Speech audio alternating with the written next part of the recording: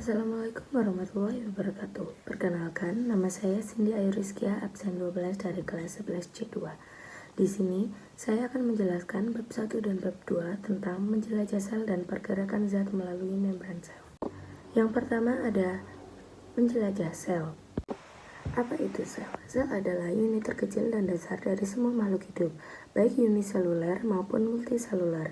Fungsi utamanya adalah menjalankan seluruh aktivitas kehidupan seperti metabolisme, energi, dan reproduksi yang terjadi di dalam struktur kompleksnya yang terdiri dari membran sel dan organel.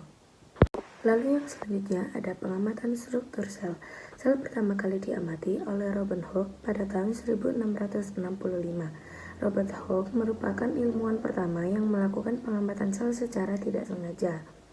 Ia mengamati sel gabus dari tumbuhan loak di bawah mikroskop dan kemudian menemukan rongga-rongga kosong seperti sarang lebah, yang kemudian dinamakan sel.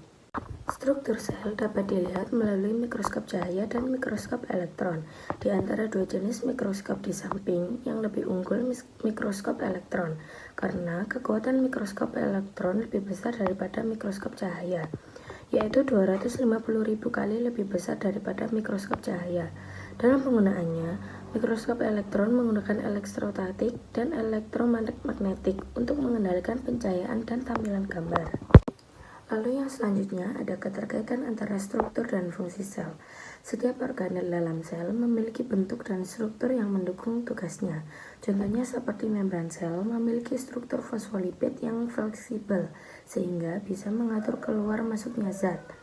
Lalu ada mitokondria memiliki lipatan dalam bernama kristal untuk memperluas area produksi energi. Lalu ada kloroplas mengandung klorofil yang berfungsi menangkap cahaya dalam proses fotosintesis. Lalu yang terakhir ada retikulum endoplasma berfungsi sebagai tempat sintesis protein dan lipid. Struktur yang berbeda pada tiap jenis sel juga menentukan fungsi sel tersebut. Misalnya sel darah merah berbentuk cakram pipih agar mudah membawa oksigen, sedangkan sel saraf membentuk panjang untuk mengirimkan impuls. Lalu yang selanjutnya ada komposisi sel. Sel tersusun atas berbagai komponen kimia seperti air atau komponen besar sebagai pelarut dan media reaksi. Yang kedua ada protein berfungsi sebagai enzim, struktur, dan transport. Yang ketiga ada karbohidrat sebagai sumber energi. Yang keempat ada lemak sebagai cadangan energi dan penyusun membran.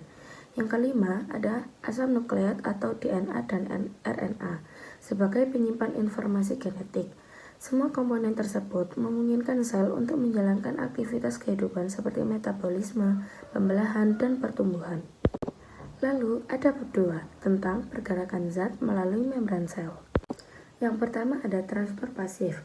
Transfer pasif adalah perpindahan molekul melalui membran sel tanpa menggunakan energi ATP.